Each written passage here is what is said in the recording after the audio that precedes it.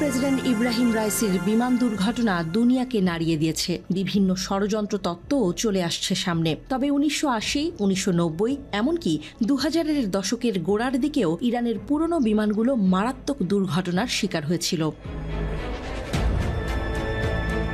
1979 সাল ইসলামী বিপ্লবে ইরানে ক্ষমতা বদল, পশ্চিমা নিষেধাজ্ঞার কবলে পড়ে তেহরান। নতুন বিমান আমদানি বন্ধ হয়ে যায়।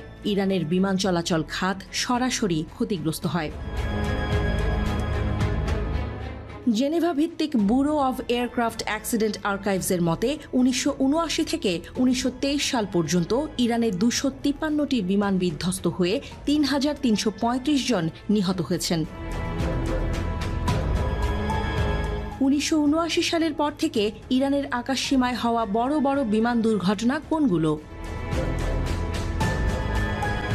21 জানুয়ারি 1980 সেদিন বিমান দুর্ঘটনায় মারা যায় 128 জন যাত্রী। ইরান এয়ারের পতাকাবাহী বোয়িং 727-100 তেহরানের আলবোর্জ রেঞ্জের একটি পাহাড়ের ঢালে আঘাত হানে। কোনো যাত্রী জীবিত ছিল না।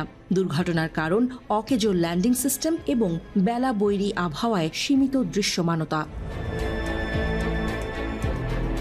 13 জুলাই 1988 ইরানের ইতিহাসের সবচেয়ে ভয়াবহ বিমান দুর্ঘটনা। মার্কিন নৌবাহিনীর ক্রুজার USS ভিনসেনাস থেকে ছোঁড়া ক্ষেপণাস্ত্রের আঘাতে ইরান এয়ার পরিচালিত একটি এয়ারবাস A300 বিধ্বস্ত হয়। 290 জন আরোহীর সবাই নিহত হন।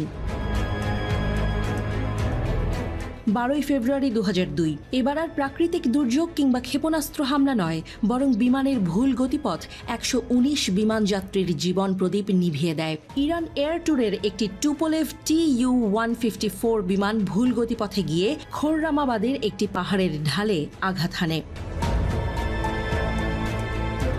19 ফেব্রুয়ারি 2003 Islamic revolutionary guard corps IRGC পরিচালিত একটি ইলিউশন 276 বিমান অবতরণের পর কেরমান বিমানবন্দরের কাছে একটি পাহাড়ে আঘাত হানে। বিমানের 275 আরোহীর সবাই নিহত হন।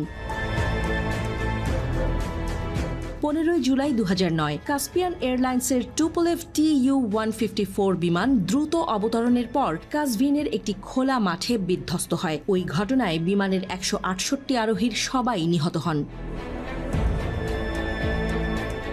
নিষেধাজ্ঞা এবং ইরানের বিমান খাত। Washington institute for near east policy বলছে 2019-এর এপ্রিল পর্যন্ত 23টি ইরানি বিমান সংস্থার কাছে 300টি বিমান থাকলেও তারা 156টি পরিচালনা করছিল, যার মানে হল প্রতিস্থাপনের যন্ত্রাংশের অভাবে দেশটির প্রায় অর্ধেক বিমান উঠতে অক্ষম ছিল।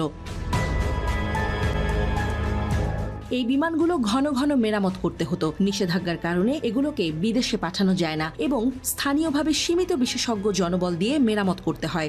Joint comprehensive plan of action নামে ইরানের পরমাণু চুক্তির কারণে 2015 সাল থেকে 2018 সাল পর্যন্ত ইরানের বিমান খাতের উপর নিষেধাজ্ঞা শিথিল করা হয়। কিন্তু ওয়াশিংটন ইনস্টিটিউটের মতে সাময়িক ওই নিষেধাজ্ঞা শিথিলে ইরানের যে খুব একটা লাভ হয়েছে তাও কিন্তু না। পশ্চিমা সংস্থাগুলোর কাছে 200টিরও বেশি বিমানের অর্ডার দিয়েছিল ইরান, তবে কেবল 3টি এয়ারবাস জেট এবং 13টি স্বল্প দূরত্বের ATR টার্বোপ্রপস বিমান পেতে সক্ষম হয়।